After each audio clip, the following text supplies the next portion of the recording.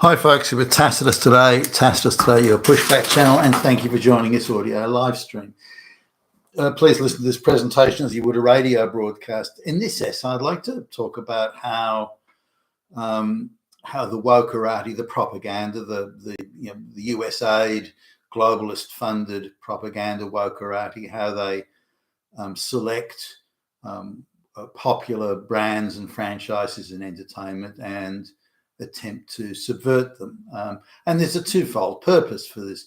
One is they inject, with a lot of eyeballs already drawn to that, the popular entertainment franchise, they get the opportunity to inject their woke messaging into that, whilst they presume there's lots of eyeballs that are looking at it.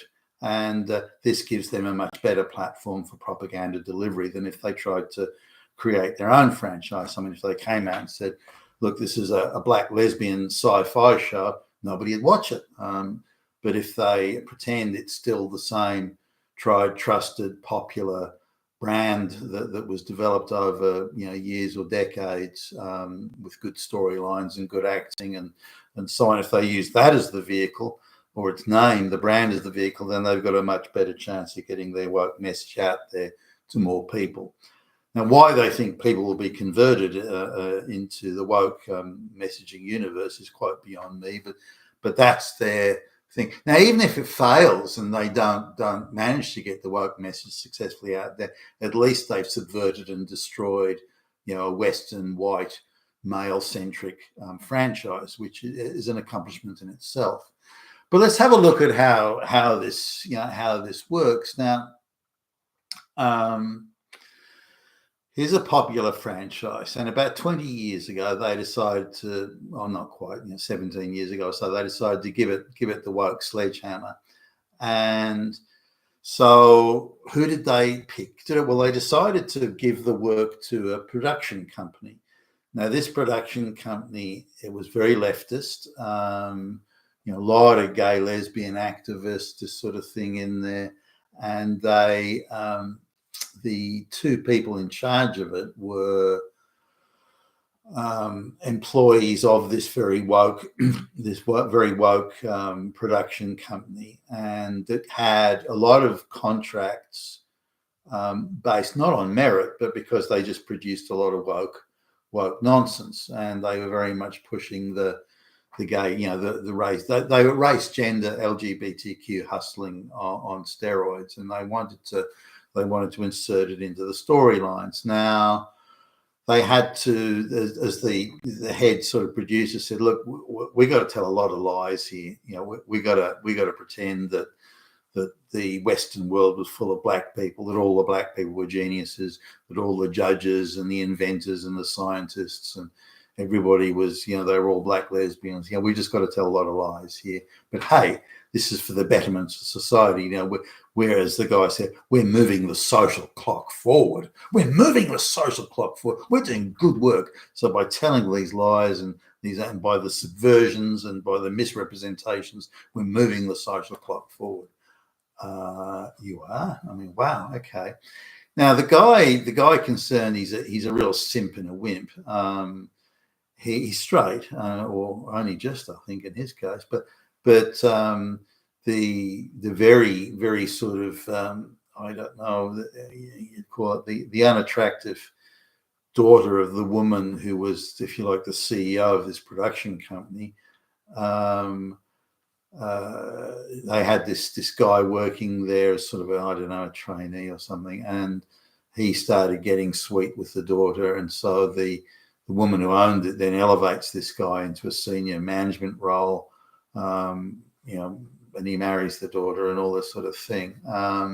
They have children, as far as I know, and so they get the job. So his employment and his status is dependent on him pushing woke stuff. So he's a nobody he's an affirmative action hire, for goodness sakes, who's been given a senior sort of important, well-paying job, and on the basis that he pushes woke.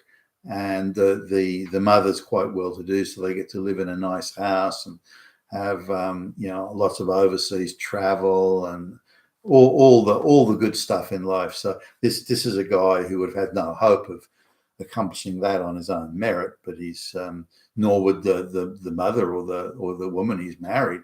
They're all just on the government handout to teach that you have to produce anti-white propaganda, you have to push the globalist woke message, that's what we're paying you to do. And so he got caught up in that.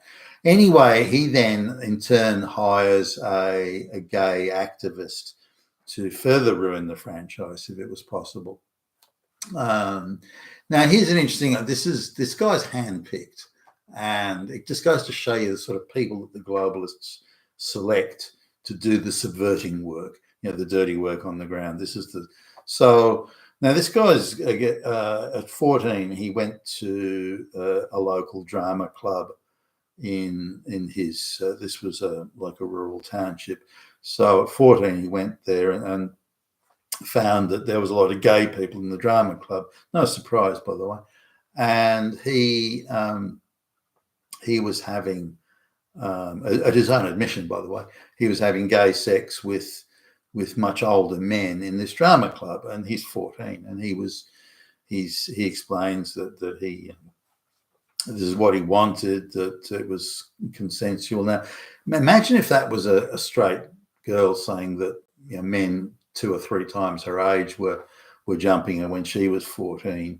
Straight white men were doing it. There would be outrage. It would be international outcries. Politicians would be frothing in the front of the camera, saying, "We're not going to talk. Pedophiles and so on." But given that it was gay sex, men in their mid to late 30s and 40s having sex with a 14-year-old, gay sex with a 14-year-old boy, no one cares. It's mentioned in passing now. Who cares? And no one wants to know the name. No one's investigating it. Whereas you look at say people like, I don't know, Rolf Harris or whoever were being chased and pursued vigorously because they had they grabbed the ass of a 16-year-old girl 50 years ago, and they're being vigorously, there's no expense spared chasing after them, those straight white guys. But when it comes to this, the guy's openly admitting it in the public domain.